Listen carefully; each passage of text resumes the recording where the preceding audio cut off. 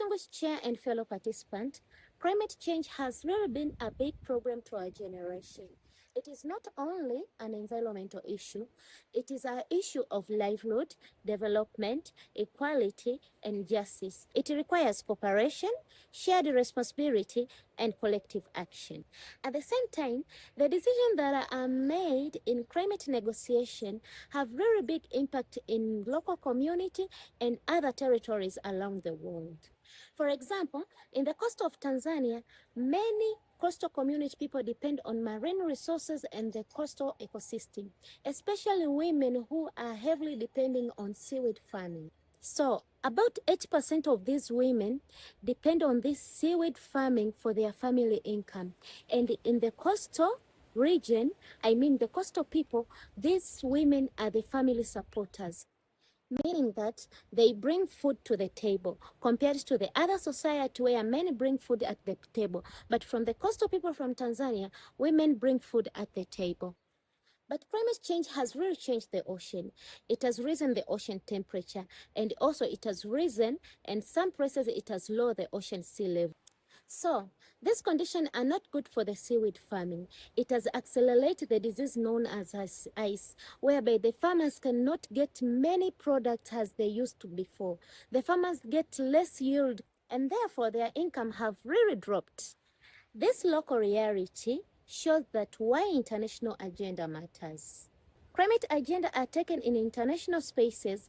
However, the local community gets really big impact.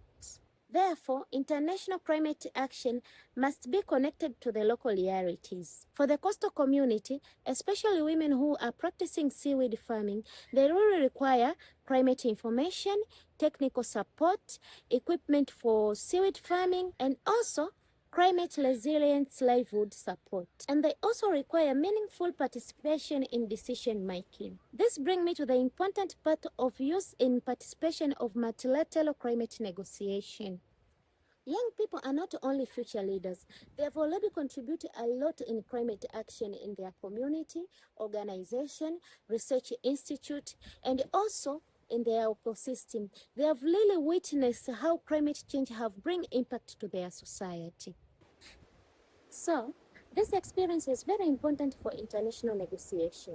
Youth participation can help to connect global climate negotiation and local reality. Young people can bring knowledge from their community. They can help to communicate their community concern, bring new ideas, and also strengthen the accountability between international commitment and the local implementation.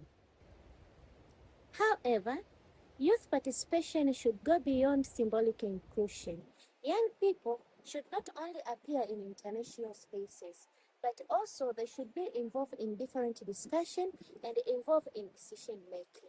The participation of youth in climate discussion is very important. It ensures that different voices are heard from different parts of the world.